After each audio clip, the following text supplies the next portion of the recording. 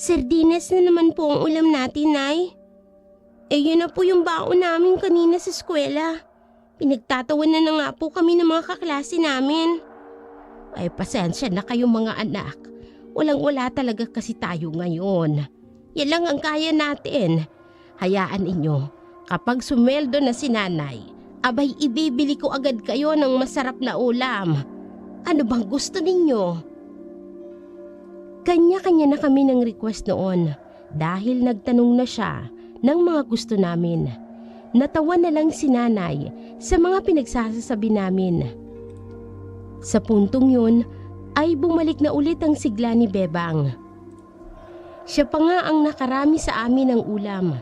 Maya-maya pa ay nakauwi na rin si Tatay Pidring. Pero napansin ko noon na parang hindi maganda ang timpla niya. Oh, mahal. Nandiyan ka na pala. Tamang-tama. Patapos na akong maghain. Halika na rito at sabay-sabay na tayong kumain. Dahan-dahan siyang lumapit pero tumayo lang sa harap ng mesa at mariing napakamot sa ulo. Lalo ring sumama ang itsura ng mukha niya. Sardinas na naman? Oo, Pidring. Wala Pambihira naman buhay to.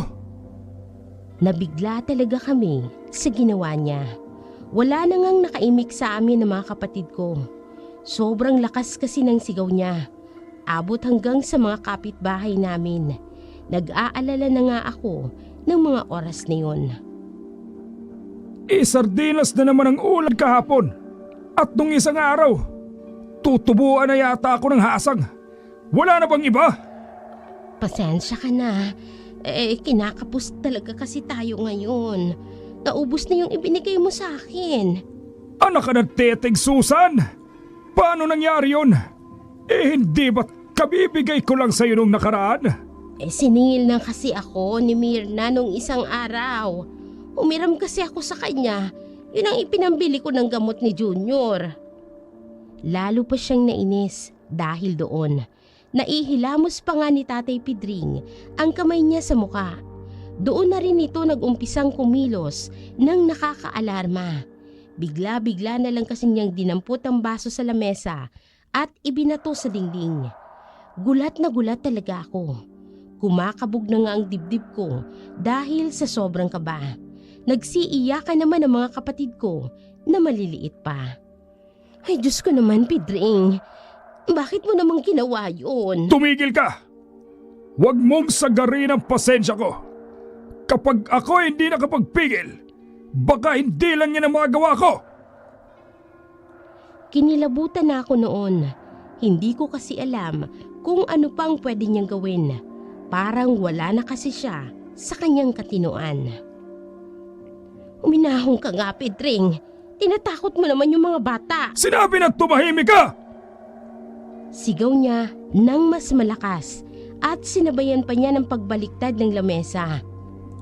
Nagkanda hulog tuloy at nagkanda basag na ang mga pinggan. Halos mabingi pa nga ako noon sa lakas ng ingay. Wala na rin kaming kakainin noon dahil natapo na at kumalat na lahat sa sahig. Napahagulgol na lamang ang mga kapatid ko pero hindi pa siya nakontento dahil walang habas niya rin kaming pinagmumura. Hindi na nagsalita pa si nanay pero kahit pa yata gustuhin niya ay hindi niya nakaya. Napansin ko kasi na nangingintab na ang mukha niya sa luha. Nakahawak na rin siya sa dibdib niya na para bang hirap na rin siyang huminga. Ikaw! Inutil ka! Hahawakan mo na nga lang ang pera ko! Hindi mo pa magawa ng maayos! Inubos mo ng ganon-ganon lang! Kung di ka ba naman tarantado, walang hiya ka! Wala kang silbi! Punyeta ka! Sobra akong naawa noon kay nanay. Nanginginig na kasi siya sa takot. Pero hindi pa rin siya tinatantanan ng taong yun. Para bang pilit nitong ipinapamukha sa nanay ko na wala siyang kwentang tao. Kayo! Kayong lahat! Kayo ang mala sa buhay ko! Magsama-sama kayong mga inutil kayo! Umalis na siya pagkatapos noon. Pero hindi pa rin tumigil ang mga kapatid ko sa pag-iyak. Sobra talaga silang natakot. Nasundan pa ang mga kahayupan ni Tatay Pidring ng mga sumunod na araw. Pauwi pa lang ako isang hapon. Galing ako sa eskwela noon, nasa labas pa lang ako ng bahay nang marinig ko si Junior na humahagulgol. Kasabay ng mga iyak ay ang mga sigaw ni Tatay Pidring na punong-puno ng galit. Kinutuban ako ng masama kaya wala akong sinayang na panahon at pumasok ako sa loob. Halos tumalon ang puso ko sa pagkagulat. Nadatnan ko kasi na may sakong ibinibitin si Tatay Pidring sa loob ng bahay. Paulit-ulit niya ring hinahatak ang sako para magtaas baba. Wala na akong ibang naramdaman kung hindi galit. Dali-dali ko siyang itinulak, saka ko ibinaba ang sako. Tama nga ang hinala ko. Nang buksan ko kasi ang sako, ay nandoon nga si Junior sa loob. Maputla na siya noon at sobrang nanghihina. Parang anumang sandali ay mawawala na siya ng malay. Sigurado akong nahilo siya ng sobra at hindi na makahinga sa ginawa ni tatay namin. Agad ko muna siyang inilabas bago ko hinarap ang taong yun. Bakit mo ginawa yun? Pabigla kong sigaw. Sinalubong niya ako ng sampal. Sa sobrang lakas ay bumulagta ako sa sahig. Nahilo talaga ako noon. Sobrang bilis pa ngang umikot ang paningin ko. Para akong tinamaan ng suntok. Ganun na lang din ang kirot ng pisngi ko. Naglaho na ang init ng ulo ko at napalitan ng takot. Ang lakas naman ang loob mong pagsalitaan ako ng ganyan. Baka nakakalimutan mo na palamulin lang kita. Papatiin mo ba yung mga kapatid ko? Mabuti nang mamatay ang hayop na yan kesa naman lumaking tarantado. Bata-bata pa lang pero walang hiya na. Alam mo ba kung anong ginawa niya sa akin? Kinupitan niya na naman ako. Kung di ba naman gago?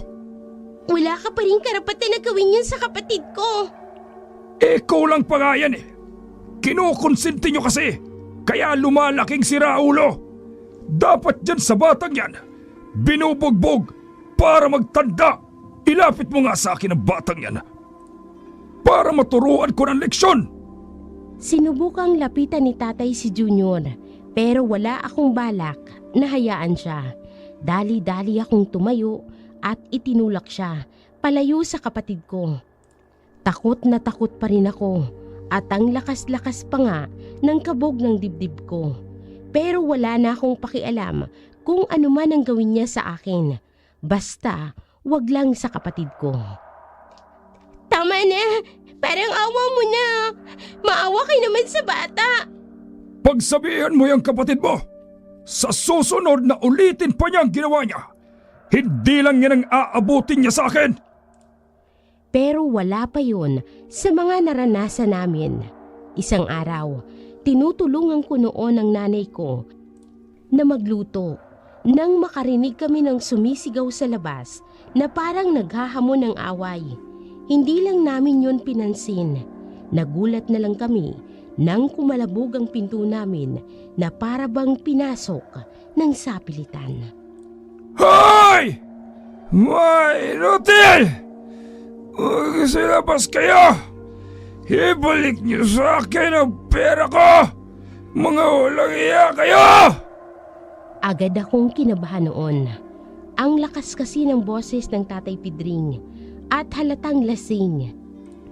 Nagmamadali naman siyang pinuntahan ni nanay. Naiwan ako para bantayan ang niluluto namin. Pero narinig ko ang mga nangyari. Ay, Diyos ko naman, Pidring! Kaaga-aga, lasing ka na naman. Lagi ka na lamang naglalasing. Wala na tayong pera. Ibalik mo ang pera ko! Ano ka ba? Umayos ka nga. Tsaka anong sinasabi mo? Wala ka namang ibinibigay sa akin na pera. Yung pera ko, bigla na lang naubos. Asa? Kinuha mo? Hindi ba? Ikaw ang alam kong kukuha doon. Wala. Ay wala nga akong kinuhang pera sa'yo. Paano naman hindi mauubos ang pera mo? Lagi ka nalang umiinom. Sinungaling ka! Ano ba, Pedring? Nasasaktan ako. Sigaw ng sigaw ang nanay ko. Ganoon na nga lang ang pag-aalala ko. Kaya naman iniwan ko ang niluluto ko at pinuntahan sila. Nangyari na nga ang pinangangambahan ko. Naabutan ko si tatay habang hawak niya ang buhok ng nanay ko. Ang gulo-gulo na ng buhok niya noon. Nakita ko rin na may pasa na siya sa muka. Pero hindi pa rin ako kontentong walang hiya. Dahil hinatak niya ang ulo ni nanay, sa kanya iniumpog sa pinto. Bumagsak si nanay sa sahig at humahagulgol na. Napasigaw na lang ako noon sa tindi ng galit ko. Hayop ka! Tahasan ko siyang sinugod sa tindi ng galit ko. Ay mapapatay ko na talaga siya ng tagpong yun. Wala na akong pakialam kung ano ang mangyayari sa akin pagkatapos. Pinaghahampas ko siya pero baliwala lang. Ginantihan niya lang ako ng isang suntok. Tinamaan niya ako sa mukha at nagdilim agad ang paningin ko. Parang nawala na rin ako sa sarili ko noon at hindi na ako nakagalaw. Sobrang sakit din ang mukha ko na para bang pinukpok ng martilyo. Pero hindi pa pala siya tapos. Bigla na lang kasi akong pinagtatatadyakan sa sikmura. Paulit-ulit at wala na yatang siyang balak na tantanan ako noon. Hindi na nga ako makahinga noon dahil sa sobrang kirot. Pakiramdam ko ay parang nadurog ang mga lamang loob ko. Sobrang nanghihina ako noon pero narinig ko pang sumisigaw ang nanay ko na parang wala na siya sa kanyang sarili. Ay, gago ka! Gago ka, Pedring! Papatayin kita! Kitang-kita ko noon na may hawak na siyang kutsilyo. Dali-dali pa niyang sinugod yon si tatay na animoy tututuhanin niya talaga ang kanyang banta. Pero mabilis naman itong nakatakbo. Sinundan pa siya ni nanay. Gusto ko sana siyang pigilan noon pero hindi ko na talaga kaya. Abot-abot talaga ang pag-aalala ko. Hindi ko kasi kakayanin kung may mangyari sa kanya. Inis na inis talaga ako noon dahil wala akong magawa. Huwag ka nang bumalik rito, hayop ka! Mapapatay talaga kita, Pedring! Sakalang naibsan ang pag-aalala ko nang makita ko na siyang bumalik. Awang-awa ako sa kanya noon. Sobra kasing namamaga ang isang niyang mata at pulang-pula pa ang kulay. Napansin ko rin na duguan na ang ulo niya. Hindi ko na nga lang mapigilang mapaluha. Sobra-sobra kasi ang ginawa niya sa nanay ko. Walang kasing sama. Ang bigat-bigat talaga ng pakiramdam ko noon. Naninikip na din ng gusto ang dibdib ko. Hindi ko talaga masikmura ang nangyari sa kanya. Ayos ka lang ba, anak? Anong masakit sa iyo? Sabihin mo kay nanay. Ayos lang po ako, nay. Wala naman po kayong dapat na ipag-alala sa akin. Kaya ko po ito. Kayo na lang po itong napuruhan. Kitang-kita ko ang pagbuhos ng mga luha mula sa kanyang mga mata. Hirap na rin siyang magsalita noon at parang kinakapos na ng hininga. Wala yan, anak. Hindi naman masakit. Matitiis ko yan. Hindi gaya ng ginawa sa'yo. Kasalanan ko ito eh. Patawarin mo ang nanay. Ang tanga-tanga kasi ng nanay ninyo. Patawarin mo ako. Wala po kayong kasalanan. Si Tatay Pedring po ang may kasalanan. Isa siyang demonyo. Hindi ko siya mapapatawad. Hindi na ako nakaimik noon at napaiyak na lamang. Alam ko kasi na sobrang sakit ng dinaranas niya at tinitiis niya lang. Hindi ko na sana palalampasin ang ginawa ng hayop kong tatay. Pero ayaw namang magsumbong ng nanay ko. Ayaw niya pa kasing lumaki pa ang gulo. Kami lang daw kasi ang mapapahiya kapag nagkataon. Mabigat sa loob ko, pero inintindi ko na lamang siya. Doon nagsimulang magbago ang buhay ko. Itong kwentong isasalaysay ko sa inyo ngayon ay hango sa mga tunay kong karanasan. Nangyari ito taong 1994 sa isang baryo sa probinsya ng Bohol. Ako nga pala si Linda, panganay sa 4 na magkakapatid. Nang mga panahong ito ay nag-asawa ulit ang aking ina. Ilang buwan lang matapos mamatay ng aking ama. Noong unay napakabait sa amin ni Tatay Pedring. Pero sa paglipas ng mga araw ay unti-unting nagbago ang ugali niya. Isang araw, pinuntahan niya ang kapitbahay namin. Itago na lang natin siya sa pangalang Maria. Medyo may katandaan lang siya sa akin. Pero hindi tulad ko ay hindi na siya nag-aaral. Magdadalawang buwan pa lang siya sa lugar namin noon pero agad ko siyang nakasundo. Sa lahat nga ng naging kaibigan ko ay siya ang pinakamalapit sa akin. Oh, Maria, napadalaw ka. Oo, gusto ko lang sana kayong kumustahin ni Nanang Susan.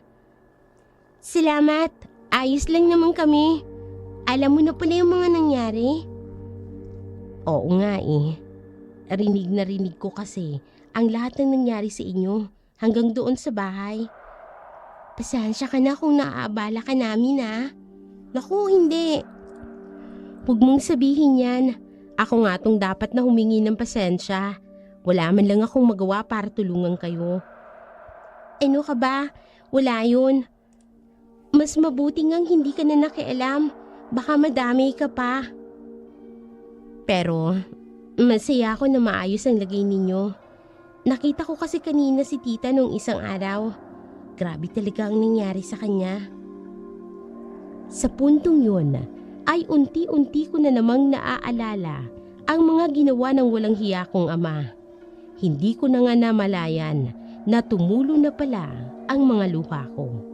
Hindi ko na rin napigilan ang paglabas ng mga emosyon ko. Walang hiya siya. Wala siyang kwentang tao. Hinting-hinti ko siya mapapatawad. Kung may magagawa nga lang ako para gantihan siya, ginawa ko na. Gustong-gusto ko ring iparana sa kanya ang sakit na ginawa niya sa nanay at kapatid ko. Gusto ko siyang balian ng buto. Gusto ko siyang makita na duguan. Gusto ko siyang magmakaawa sa harap ko at pagsisihan niya ang lahat ng ginawa niya sa amin. Hindi na nakaimik si Maria. Ang akala ko'y natakot ko siya, kaya agad-agad akong humingi ng paumanhin. Nagulat na lang ako sa sinabi niya. Pasensya ka na. Meron akong alam na paraan. Ha? Pwede kitang tulungan, Linda. Meron akong alam na paraan para makaganti ka kay Manong Pedring. Ako ang hindi nakapagsalita sa sinabi niyang yun. Nabigla kasi talaga ako sa sinabi niya sa akin. Pero mas nanaig pa rin ang galit ko noon, kaya nagkaroon ako ng interes. Paano? Napalingon pa si Maria sa paligid namin para masiguro na walang ibang makakarinig sa sasabihin niya. Mapagkakatiwalaan ba kita, Linda? Oo naman. Bakit ba? Huwag kang mabibigla ah. Ano kasi, may lahi akong aswang. Nanlamig ang buong katawan ko sa ibinunyag sa akin. Nagtayuan din ang lahat ng balahibo ko sa katawan. Ni hindi kasi sumagi sa isip ko ang isang kahindik-hindik na bagay na sasabihin ni Maria. Alam naman ng lahat sa amin ang tungkol doon at alam din ng lahat na hindi yun ginagawang biro. Ano ba naman yung sinasabi mo, Maria? Kilabutan ka nga. Nagsasabi ako ng totoo. Hindi madali sa aking aminin sa'yo ang tungkol sa bagay na ito. Pero malaki naman ang tiwala ko sa'yo, Linda. Hindi ka ba talaga nagbibiro, Maria? Pero, paano naman nangyari yun? Kasi, Parang normal ka naman. Hindi ko kasi tinanggap ang pagiging aswang. Hindi ko kasi kaya ang ginagawa ng mga magulang ko. Nagalit sila sa akin hanggang sa hindi na magkasundo ang pamilya ko. Kaya lumayas na lang ako. Hindi ko na alam ang mararamdaman ko noon. Kinikilabutan kasi ako sa sinabi niya. Pero litong-lito ako sa pinag-uusapan namin. Teka lang Maria, naguguluhan ako eh. Ang sinasabi mo ba sa akin? Kailangan mong maging aswang. Halos suminto ang tibok ng puso ko noon. Parang hindi na nga ako makapag-isip. Sobra talaga akong nabigla sa sinabi niya. Anong ibig mo sabihin? Kailangan mong maging katulad namin. Para makaganti ka, may alam akong paraan kung paano mo magagawa ang mga yun. Pasensya ka na Maria. Nakalimutan ko. May gagawin pa pala ako eh. Salamat sa pagbisita mo. Ganoon na lamang talaga ang takot ko noon. Kung ano-ano na kasi ang sinasabi ni Maria. Para na siyang nasisiraan ng bait. Dali-dali akong pumasok sa loob noon at nagtago. Kabadong-kabado kasi ako. Saka lang ako nakahinga nang makita ko na siyang umalis. Dahil sa nangyari ay ilang araw ko siyang iniiwasan. Parang wala pa kasi akong lakas ng loob na kausapin siya. Pero may nangyari na tuluyang nagpabago ng isip ko. Isang gabi kasi nang makauwi ang nanay ko ay nahuli ko siyang iyak ng iyak. Hindi lang yun, dahil may pasa na naman siya sa kanyang mukha. Nay, ano pong nangyari? Si Tatay Pedring na naman ba ang may gawa niyan? Oo anak. Lalo pang tumindi ang galit ko noon. Sobrang kapal kasi ng mukha ng taong yun. Para ulitin niya pang saktan ang nanay ko. Hinarang niya ako kanina sa daan. Alam niya kasi na may sweldo ako ngayon. Pinilit niyang kunin ang sweldo ko. Hindi naman ako makakapayag na ipangbisyo niya lang yun. Kaya hindi ko ibinigay. Kaso, bigla na lang siyang nagalit tapos sinaktan niya ako.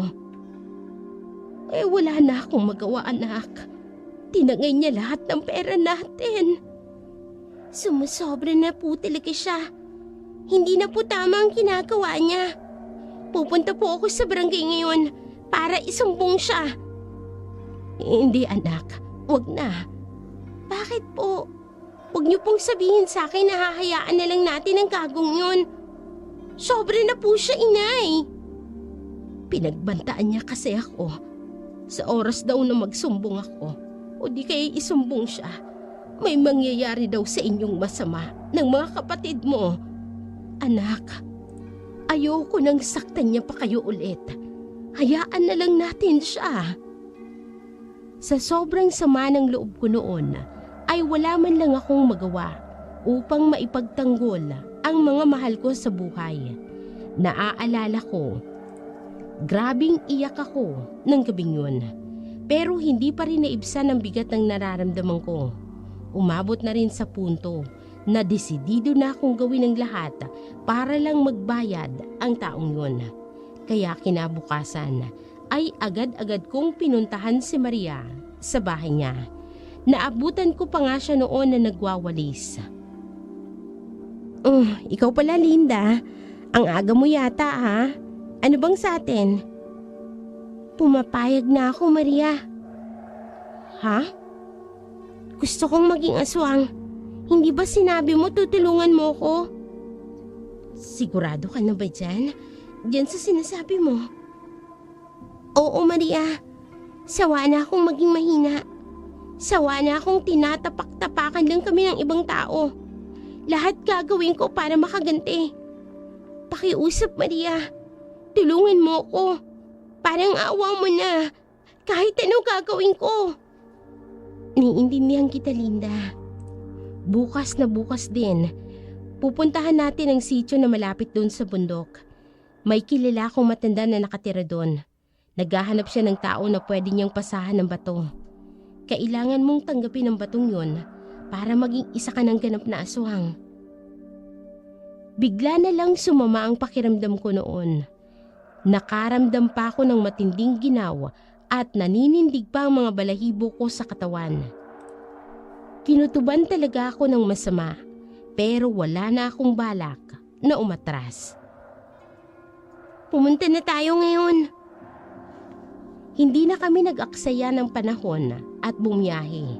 Mahigit 1 oras din ang itinagal namin sa daan hanggang sa makarating kami sa isang liblib na lugar.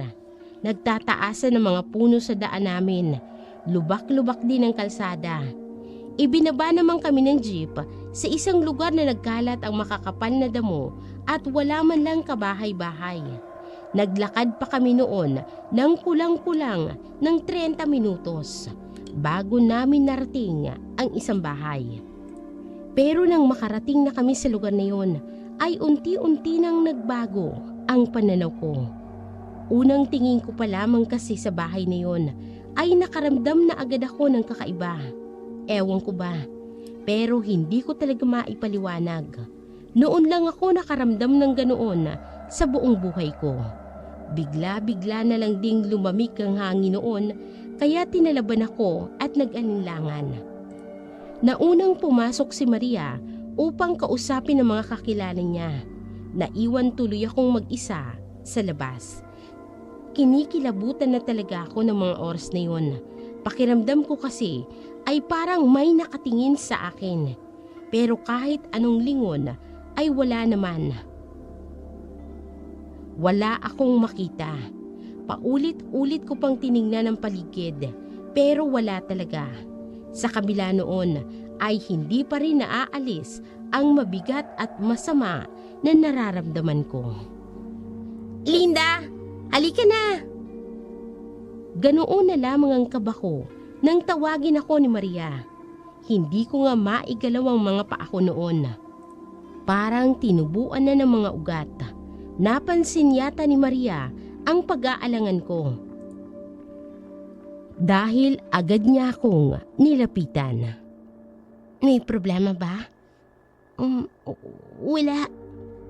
Nahiya na akong humindi noon, kaya nilakasan ko na lang ang loob ko. Pagpasok ko pa lamang sa bahay na yon, ay lalo pang bumigat ang pakiramdam ko. Napansin ko kasi na kulay itim ang mga kurtina ng bahay. Bukod naman doon ay wala akong napansing kakaiba. Walang masyadong gamit sa bahay na yun. May mga upuan lang na gawa sa kahoy at ang lamesa naman ay gawa sa kawayan. Nakakita rin ako ng sala ng malalaking banga na tinatakpan ng itim na tela at sa tabi noon ay may bahagi ng troso na may butas sa loob. Nakalagay pa nga sa loob ng butas na yon ang isang mahabang kahoy na manipis sa gitna. Sa tingin ko ay ginagamit ang mga yon na pambayo ng palay o iba pang mga butil. Hindi nagtagal nang makilala ko ang mga aswang. Ewan ko ba, pagkakita ko pa lamang kasi sa mga taong yon ay kinutuban na agad ako na hindi sila ordinaryong tao. Naalala ko nga kung paano ako tinitingnan ng isa sa kanila na nasa 40 anyos at mahaba ang buhok. Puno kasi ng panghuhusga na parabang ang tingin niya sa akin ay kaaway. Hindi na talaga ako komportable noon kaya napahawak na lamang ako kay Maria. Manong Pong, siya po si Linda. Siya yung sinasabi ko sa iyo na tatanggap ng bato ni Tia Ora. Sigurado ka bang hindi tayo sasabit dyan? Lalo pa nga akong kinabahan nang marinig ko noon ang nakatatakot na boses ng taong yon. Opo, nakausap ko na siya. Ikaw! Halos huminto ang tibok ng puso ko noon sa gulat. Nang lumingon kasi ang taong yun sa akin, ay nanlilisik na ang mga mata nito. Tulad kung paano tumingin ang isang mabangis na hayop. Ganoon na lang ang kaba ko noon. Sumunod ka sa akin. Napatingin na lamang ako kay Maria noon. Tumango naman siya sa akin na para bang yun din ang gusto niyang gawin ko. Sa loob-loob ko ay gusto ko na sanang umalis pero hindi ko magawa. Wala akong lakas ng loob na gawin yun sa takot na may gawin sila sa akin kapag hindi ako sumunod sa gusto nila. Dinala niya ako sa isang maliit na silid. Hindi ko makakalimutan ang nakita ko roon. Para akong binabangungot. Sa higaan ay naabutan ko kasing isang matanda. Nakatali ang mga kamay at paa niya sa bawat sulok ng higaan. Pero ang itsura niya ay lubhang kahindik-hindik. Nakaluwa kasi ang dila sa sobrang haba. Sobrang payat din ng matanda. Halos wala na nga siyang kalaman-laman sa katawan at puro buto na lang. Napakagulo din ang buhok niya na tumatakip sa buo niyang muka.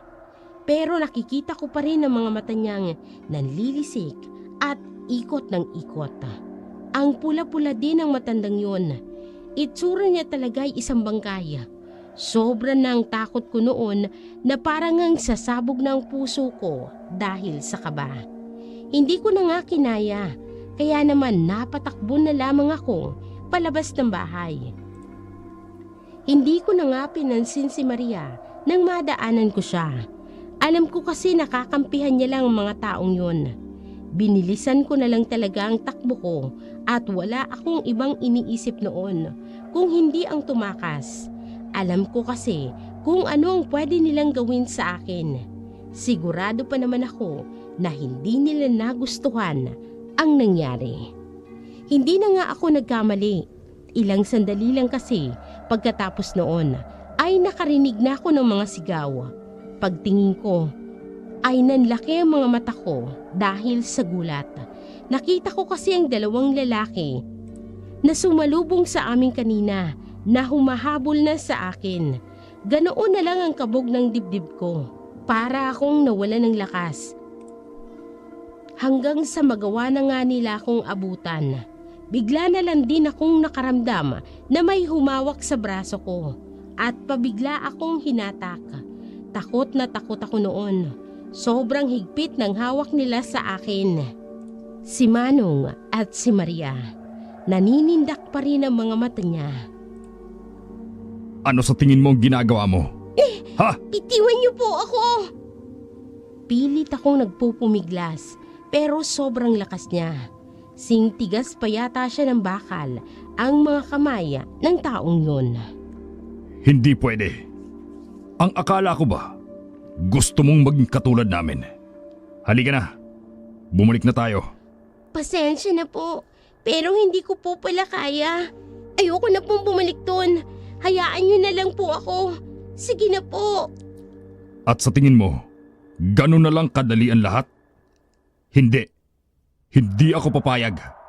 Bumalik ka na dun. Ngayon na. Pinilit kong wag magpahila noon. Kaso, sobrang lakas niya kaya halos kalad ka rin niya ako. Inulit-ulit ko pa noon ang pagmamakaawa. Sakaling makinig siya sa akin. Hindi ko na rin kasi alam ang gagawin. Parang awa niyo na. Manong Pong, ayoko na po talaga. Ikaw, huwag mo nang hintayin magalit pa ako sa'yo. Sumunod ka na lang kung ayaw mong masaktan. Nagbanta na siya sa akin noon. Naiiyak na nga ako sa takot, kaya nagsisisigaw na ako. Ang kaso, wala namang katao-tao doon bukod sa amin. Ang akala ko nga ay tuluyan na nilang magagawa ang balak nila sa akin. Pero may nangyari na hindi ko inaasahan. May narinig kasi akong sumigaw. Pagtingin ko ay si Maria pala ang may gawa nun. Manong, tama na yan. Hayaan na lang natin siya. Pagkatapos noon ay wala na akong naintindihan sa mga nangyari. Nag-usap kasi sa lingwahe na hindi ko maintindihan. Pero alam ko na galit ang manong ni Maria. Sinisigawan na kasi siya nito. Naghahanda na akong tumakas noon sakaling hindi maganda ang kalalabasan ng pag-uusap nila. Pero laking gulat ko na lang nang bigla na lamang akong itulak ng taong yun palayo. Tinitigan niya pa ako ulit ng masama bago ako umalis. Nang makita kong unti-unti nang lumalayo ang taong yun, ay mistula akong nabunutan ng tinik sa dibdib. Umuwi na tayo. Nakahinga na ako ng maluwag nang sabihin niya yon. Kaso, noong pauwi na kami, ay hindi na ako iniimik ni Maria. Pagdating namin sa baryo, ay nagmamadali na siyang dumiretso sa bahay niya na parang wala siyang kasama. Hindi ko siya masisi noon.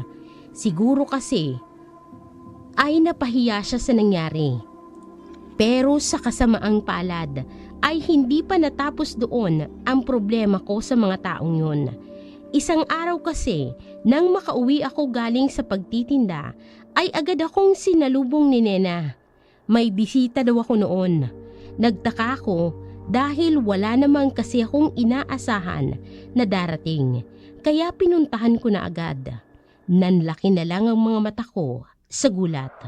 Nandoon kasi sa loob ng bahay namin ang mga kamag-anak ni Maria. Hindi na maganda ang kutob ko noon, kaya pinaalis ko muna ang kapatid ko bago ko sila kinausap. Madami pala kayong magkakapatid. Anong ginagawa niyo rito? Napangisi naman ang lalaking yun na parang may nakakatawa sa sinabi ko. Kinakamusta ka lang namin. Masama ba? Umalis na kayo. Pakiusap lang po. Ganyan ka ba makitungo sa mga bisita mo, Linda? Kadarating-rating pa lang naman namin, pero pinaalis mo na kami kaagad. Madami po kasi akong ginagawa.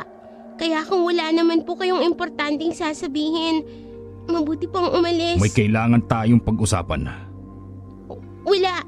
Wala tayong kailangan pag-usapan. Hindi ba sinabi ko na, hindi ko nagagawin yung bagay na yun? Mag-uusap tayo sa ayaw mo o sa gusto. Napalunok na lamang ako noon sa takot. Masama na kasi ang tingin sa akin ng taong yun. Hindi ko na nga alam ang gagawin ko. Alalang-alala na rin ako kung anong pwede nilang gawin ng mga oras na yun. Humihingi ako ng tawad sa inyo kung naabala ko kayo. Pero hindi ko na talaga magagawa ang sinasabi ninyo. Pasensya na po talaga. Ganon-ganon na lang ba, Linda? Ano pong ibig mong sabihin? Hindi ba't alam mo na ang pinakatatagong sikreto ng pamilya namin?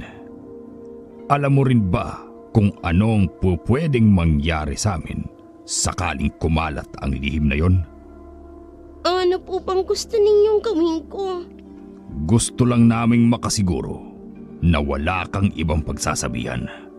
Kung hindi, alam mo na ang mangyayari. Opo, nangangako po ako. Wala akong ibang pagsasabihan. Wala pong ibang makakaalam ng tungkol sa bagay na yun. Wala po akong pagsasabihan. Siguraduhin mo lang. Pagkatapos noon, ay nagmamadali na silang umalis. Nahimas ko nga ang dibdib ko noon dahil sa bilis ng kabog. May kasunduan na kami ng taong yun, kaya hindi na sumagi sa isip ko ang naganap na mga sumunod na araw. Hanggang ngayon nga ay kinikilabutan pa rin ako sa tuwing maaalala ko ang mga nangyari. Isang gabi kasi, mga pasado 7:00, pauwi pa lang ako sa amin noon. Galing ako sa bahay ng kaklase ko nang may mapansin akong nakatayo sa tabi ng kalsada. Nag-iisa lang ang taong yun doon na para bang may hinihintay. Hindi ko alam kung bakit, pero masama ang kutob ko noon. Pero ipinagpatuloy ko pa rin ang paglalakad. Wala naman kasing ibang daanan papunta sa amin. Nakatalikod ang taong yun at nakatingin sa malayo. Pero nang sandaling malapit na ako sa kanya, ay bigla-bigla na lang siyang napalingon. Hindi ko inaasahan na makikita ko doon ang manong ni Maria.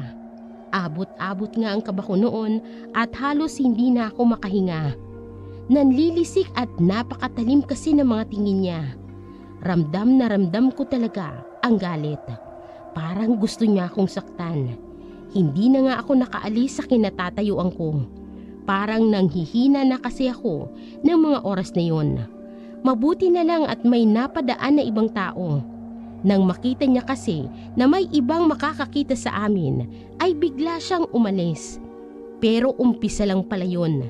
Ilang gabi kasi, buhat ng mangyari yun, ay naulit pang nakatatakot na ginawa niya. Katatapos lang naming kumain noon ang magpipinsan, kaya napasilip ako sa pintuan. Gulat na gulat talaga ako.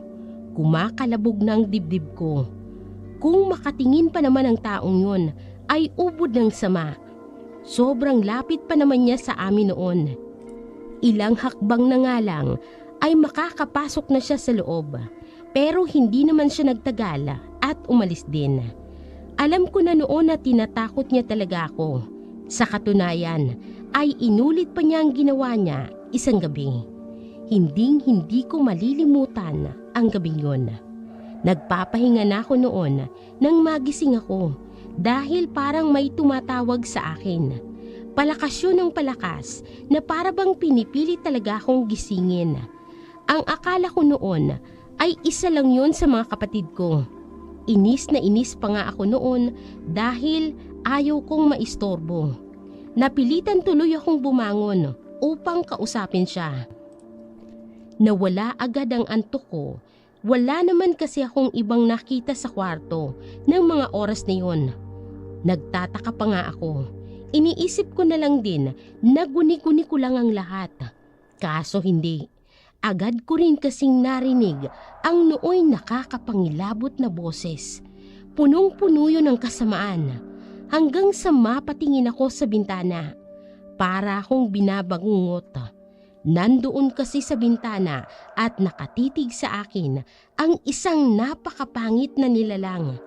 Napakahaba ng mukha niya at puno ng makakapal na buhok. Napakaitim ng balat niya na gaya ng kulay ng nasa paniki. Napansin ko rin na mayroon siyang matatalis na ngipin. Pero ang lubhang ikinatatakot ko ay ang malalaki at nagbabaga niyang mga mata. Malademonyong nilalang na yun. Paulit-ulit pa niyang tinatawag ang pangalan ko. Kaya napatili na lang ako para hindi ko siya marinig. Dali-dali naman akong pinuntahan ni nanay. Pagtingin ko naman sa bintana ay wala na ang halimaw. Pero sobrang lakas pa rin ng kabog ng dibdib ko noon. Para na nga akong hihimatayin. Hindi na biro ang ginagawa ng taong yun.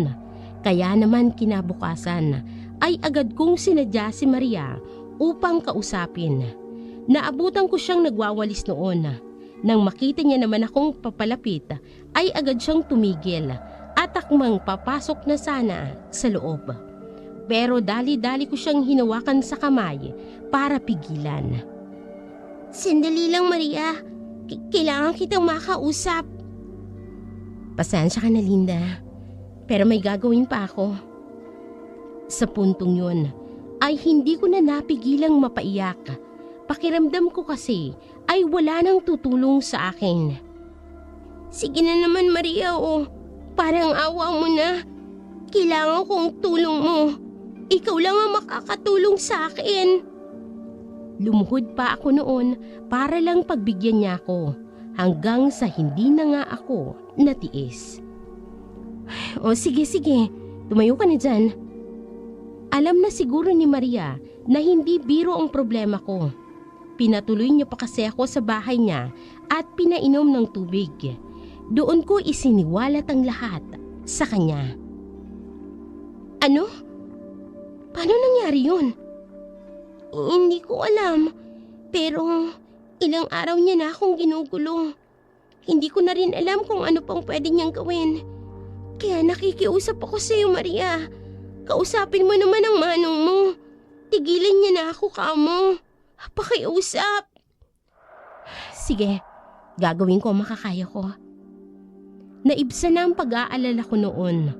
Kilala ko kasi ang kaibigan ko at alam kong tutuparin niya ang anumang sabihin niya. Kaso, pagkatapos ng araw na yon ay hindi ko na ulit siya nakita. Hindi na rin siya umuwi sa bahay niya. Alalang-alala nga ako noon. Hindi ko kasi maiwasang isipin na baka may nangyari na sa kanya na hindi maganda. Hanggang isang gabi, naganap ang hindi ko talaga inaasahan. Tandang-tanda ko pang nangyari noon. Papunta ako sa tindahan noon nang bigla akong kinutuban ng masama. Pakiramdam ko kasi ay parang may sumusunod sa akin. Nagtataasan na nga mga balahibo ko sa katawan. Pero nang huminto ako at lumingon, ay wala naman akong makita.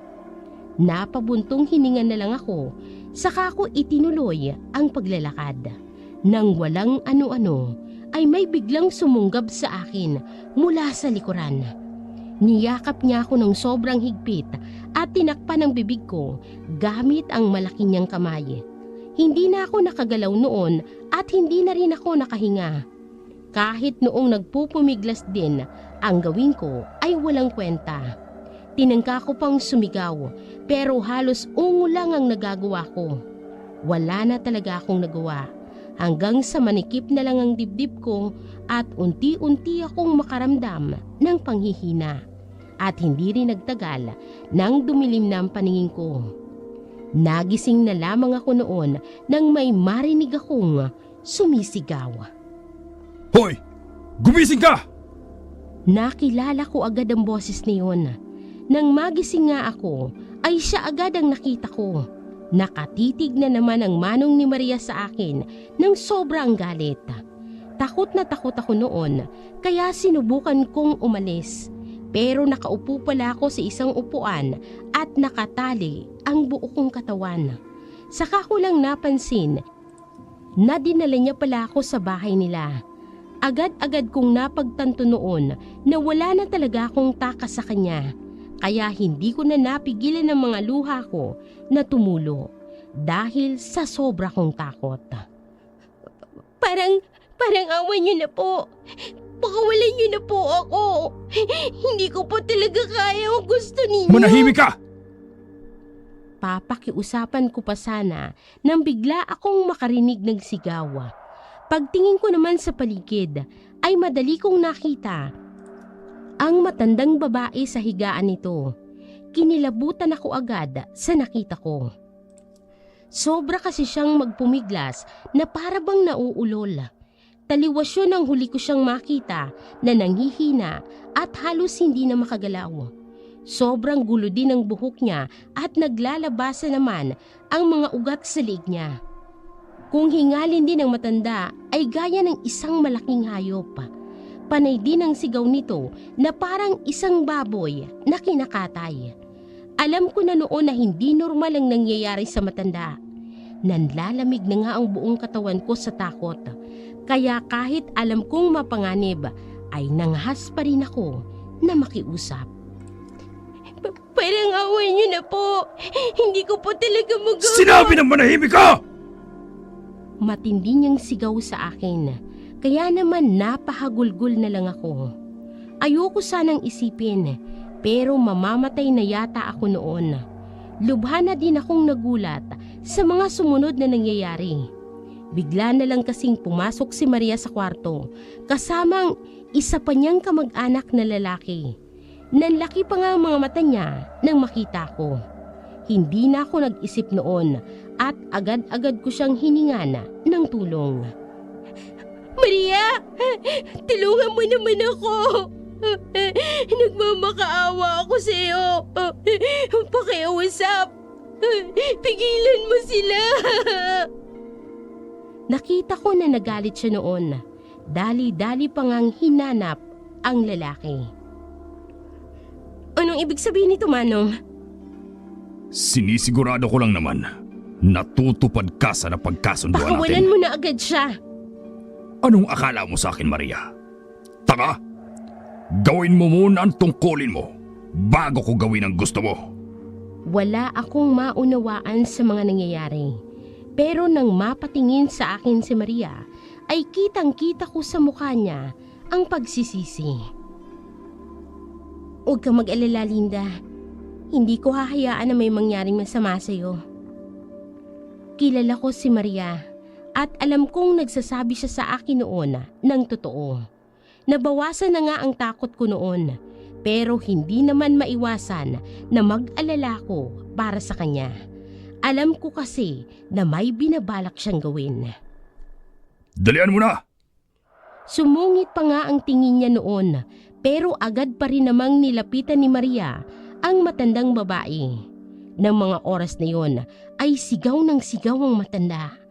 Ang sabi pa nga niya ay ayaw niya na daw at gusto niya nang magpahinga. Hindi ko alam ang binabalak noon ni Maria. Narinig ko na lang siyang nagsalita ng kakaibang lingwahe, kasabay ng paghawak niya sa ulo ng matanda. Ngunit parang mas nagalit ang matanda at lalo pa kasi itong nagwala.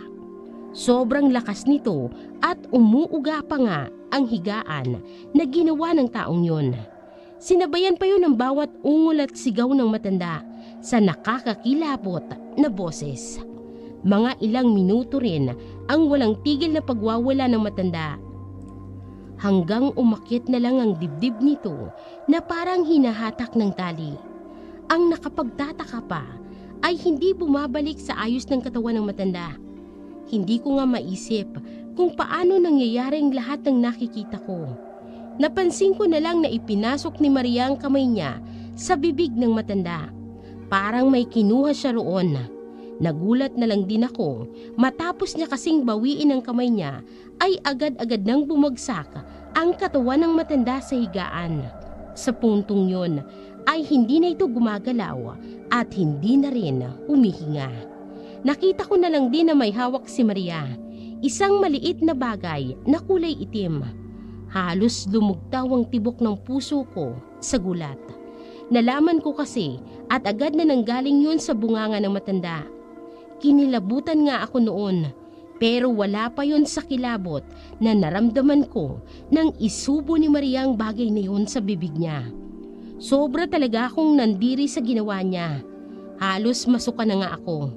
Sobrang sama na rin ang pakiramdam ko noon na para akong magkakasakit.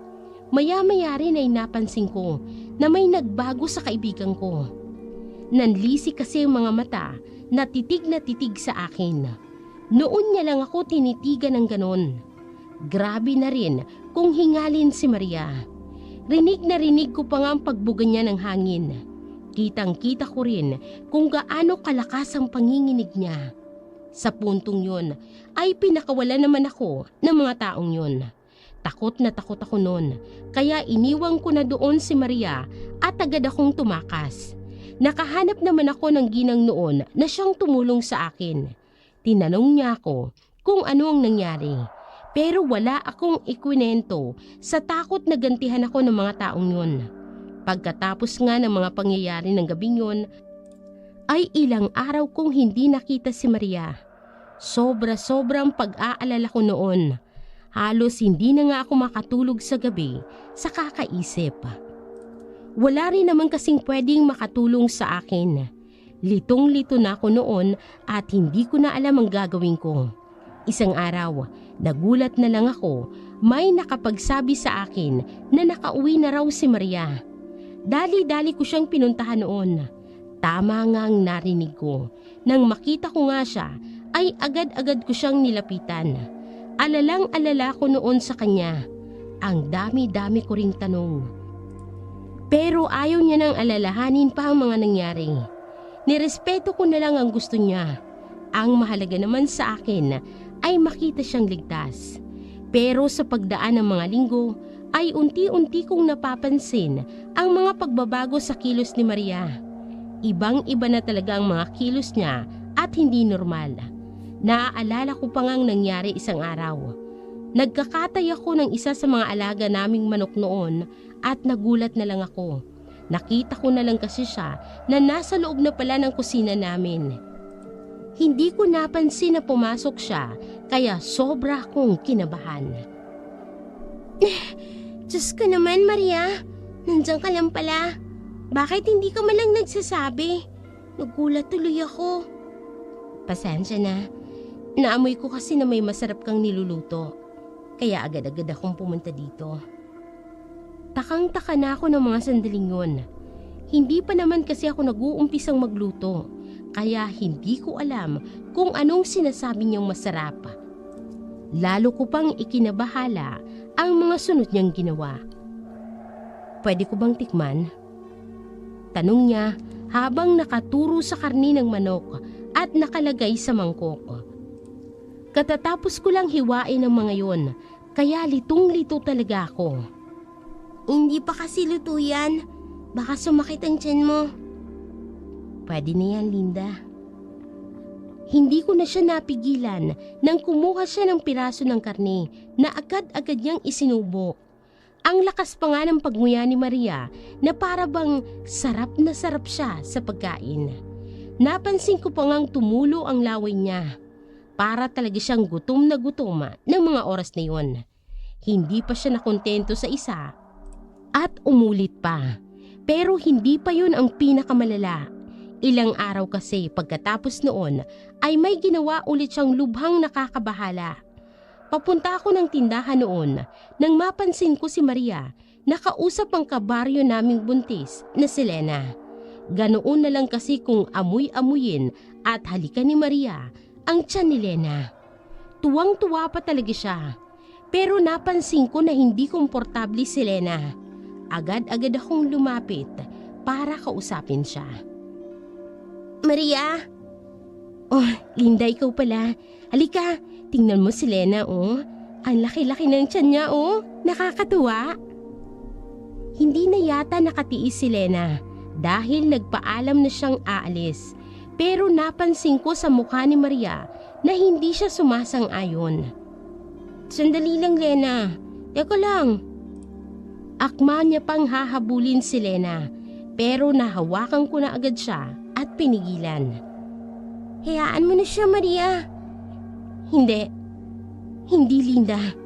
Hindi mo kasi naiintindihan." "Lena, sandali lang! Huwag ka na munang umalis! Lena!" Sumisigaw siya noon na sobrang lakas. Halos kaladkarin niya na ako. Ayaw niya talagang paalisin si Lena. "Bitiwan mo ako, Linda!" Galit siya noon kaya lalo ko siyang hindi binitiwan hanggang sa hindi ko na nakikita si Lena at nakalayo na. "Sinabi ng bitawan mo ko!" Sobrang lakas niya noon kaya wala akong nagawa kung hindi ang bumitiw. Mabuti na lang at nakaalis na si Lena noon. Kaso ako naman ang pinagbuntunan ng galit niya. Parang ang init-init na talaga ng ulo niya noon. Nakaka-alarma rin ang paraan kung paano niya ako tingnan. Nanlilisik at puno ng galit. Ganun na ganun niya ako tingnan nung araw na isinubo niya ang maitim na bagay. Ibang-iba na rin ang kilos niya.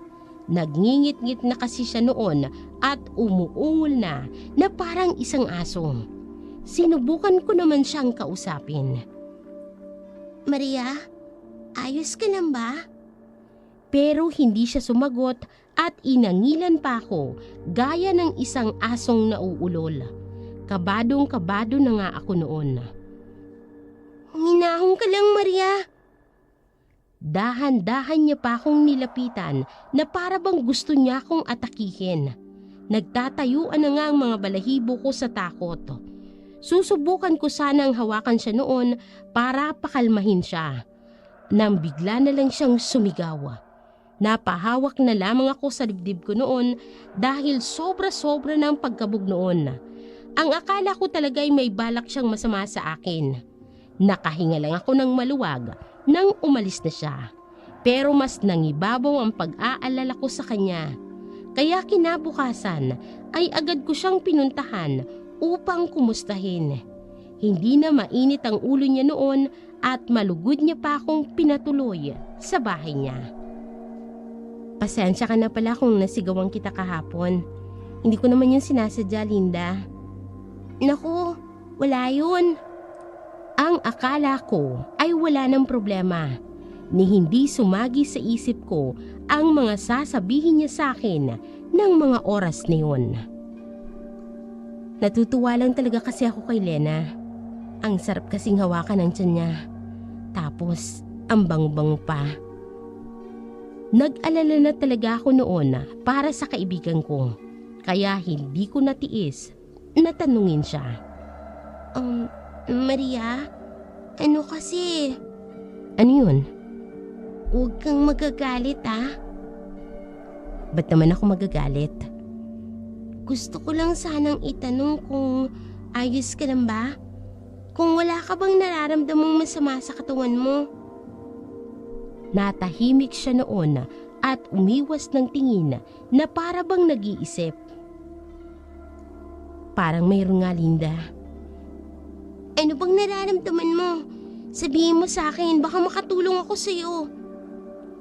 Ano kasi, nitong mga nakaraang araw, napapansin ko na palaging mainit ang pakiramdam ko. Palagi rin akong nauuhaw. Tapos palagi rin akong takam na takam. Para bang hindi ako nabubusog.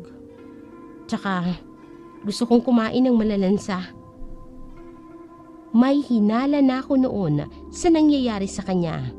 Pero ang bilis-bilis ng kabog ng dibdib ko, kaya hindi ko masabi sa kanya. Tsaka Linda, alam mo ba, minsan pakiramdam ko, parang humahaba ang dila ko. Tapos kapag gabi, parang gising na gising ang diwa ko. Parang sobra ring lakas ko. Kahit magtatatakbo pa nga ako, pwede Gusto mo bang magpatingin sa doktor? Sasamahan kita. Ano ka ba, Linda? Hindi ko naman kailangan ng doktor. Ang lakas-lakas ko kaya. Tsaka wala naman akong sakit. Sa puntong yun, ay pinaalis niya na ako. May gagawin pa raw kasi siya. Sinunod ko na lang ang gusto niya. Mula noon ay lalo pang nag-iba ang ugali ni Maria. Naging mainitin ang ulo niya. Kahit nga konting bagay ay naiinis siya. Madalas ay ayaw niya rin akong kausapin. Pero sa ibang araw naman ay napakatahimik niya na para bang sobrang lungkot. Minsan naman ay sobrang tamad niya. Hindi na nga siya naliligo. Ang gulo-gulo pa nga ng buhok niya at ang dumi-dumi ng kuko. Napapansin ko rin minsan na aligaga siya at hindi mapakali na para bang may kung ano siyang pinoproblema. Kita ko rin na nangingitim na ang ilalim ng mga mata niya noon na parang kulang na siya sa tulog. Pinagtsitsismisan na rin si Maria ng mga kapitbahay namin noon. Madalas daw kasing may makakita sa kanya na gumagala kahit 10 oras ng gabi. Pero wala namang nakakaalam sa mga ginagawa niya. Hindi nagtagal at nalaman ko ang sagot.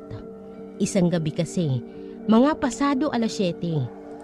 Pinuntahan ko siya noon para dalhan sana ng ulam. Pero naabutan kong nakasarado ang bahay niya. Tawag din ako ng tawag pero wala namang sumasagot.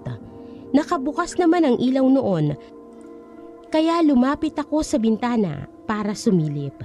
Napansin ko noon na ang gulo-gulo ng bahay niya pero hindi ko siya nakita.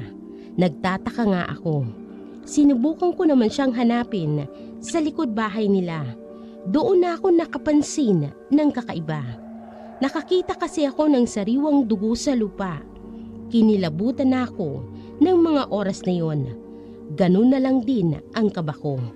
Hindi ko kasi maiwasang isipin na baka may nangyari ng hindi maganda sa kaibigan ko. Maria? Maria, nasan ka? Sumagot ka! Maria!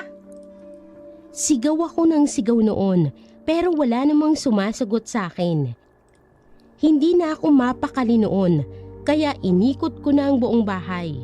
Hindi kalayuan ay nakakita ulit ako ng mga patak ng dugo sa lupa. Sariwa rin ng mga yon gaya ng una at parang gumapang din ang mga patak na yon patungo sa likod bahay nila kung saan maraming makakapal na damo. Hindi na ako nagdalawang isip na sinundan ang mga bakas. Maria, nandiyan ka ba? Pakiusap, sumagot ka naman. Hindi ko alam kung bakit, pero ang sama-sama na ng kutob ko ng mga oras na yun, na para bang anumang sandali ay may mangyayaring hindi maganda. Pero nilakasan ko na lamang ang loob ko.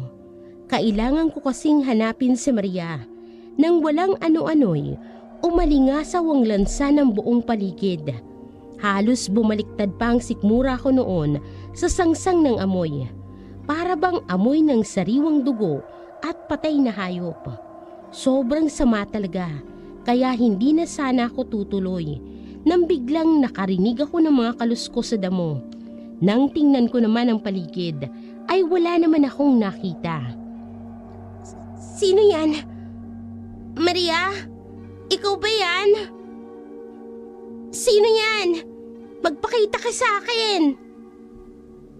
Halos mabingi na ako noon sa sobrang kabog ng dibdib ko. Lalo pa nang makarinig ako ng parang umuungol na hayop. Sa isang iglap ay may nakita akong tumayo sa gitna ng mga damo. Isang nakakasuklam na nilalang. Sobrang kapal ng buhok niya at ang gulo-gulo. Nanlilisik naman at malabalon sa itim ang mga mata. Naglalabasan pa nga ang mga ugat sa liig niya. Puno naman ang bibig niya ng mahaba at matutulis na ngipin. Sobrang itim din ang mga balat ng taong yon. Samantalang ang mukha niya ay napakahaba at puno rin ng balahibo. Pero sa kabila ng nakakakilabot nitong anyo ay malinaw kong nakilala ang nilalang na yun. Hindi ako pwedeng magkamali. Si Maria yun. Wala nang mapadsidla ng takot ko noon. Nakatingin pa siya sa akin habang hawak ang isang sariwa at duguan na bituka. Bigla na lang din niyang nilantakan ang bituka. Parang gusto ko nang isuka ang mga lamang loob ko noon. Kumilos din siya nang nakakaalarma. Naglalakad kasi siya palapit sa akin. Hindi ko na alam kung anong pwede niyang gawin noon, kaya agad-agad na akong kumaripas ng takbo. Nang mga sumunod na araw ay maaga akong pumapasok sa eskwela para hindi na ako makita ni Maria. Kinikilabutan pa kasi ako. Naaalala ko yung mga nasaksihan ko nung gabing yun. Pero nang makauwi ako isang hapon, ay naabutan ko siya sa kalsada malapit sa amin. Parang hinihintay niya ako noon. Wala pa talaga akong balak na kausapin siya, kaya binilisan ko na ang takbo. Hingal na hingal nga ako nang makauwi ako sa bahay namin. Tagaktak na rin ang pawis ko. Dali-dali ko pang isinara ang pinto at saka ako dumiretso sa kwarto. Kung pwede nga lang na magsuot ako sa ilalim ng higaan namin, ay ginawa ko na dahil sa takot ko. Pero kung anong takot ko, ay tila dumoble pa nang makarinig ako ng sigaw. Linda! Alam kong nandiyan ka! Pakiusap! Kausapin mo naman ako! Nasa labas siya ng bahay namin noon. Nagulat talaga ako. Kaya dali-dali akong pumunta sa likod ng pinto. Grabe na nga ang kabog ng puso ko. Linda! Sige na! Kausapin mo naman ako! Ilang beses pa ulit siyang sumigaw noon. Pero hindi ko pa talaga kaya na makita siya. Hindi naman nagtagal at nagsawa na rin si Maria at tumigil. Kaso, lalong lumaki ang problema ko noon. Nang gabi ding yun, lumabas lang ako ng bahay para umihi nang biglang may humawak sa balikat ko. Pagtingin ko, ay si Maria pala ang may gawa nun. Halos himatayin ako sa nerbiyos. Hindi ko na tuloy napigilan ang emosyon ko. Ano ka ba, Maria? Tinakot mo naman ako. Pero mas natakot pa ako nang tingnan niya ako noon. Pinandilatan niya ako at ramdam ko ang galit sa kanyang mga mata. Pagkatapos ng lahat ng ginawa ko para sa iyo, Linda. Pagkatapos ng lahat, ganito lang ang isusukli mo sa akin? Pasensya ka na. Ikaw naman kasi. Dis oras na ng gabi. Tapos bigla-bigla mo pa akong sinunggaban. Paano? Ilang araw mo na akong pinagtataguan. Gusto ko lang naman kausapin mo ko, Linda. Mahirap ba yun? Hindi. Bakit, Linda? Sabihin mo sa akin. Bakit mo ako nilalayuan? Kung itrato mo ko para akong may nakakahawang sakit. Nag-aalala na ako sa ikinikilos niya ng mga oras na yun. Parang hindi ko na kasi siya kilala.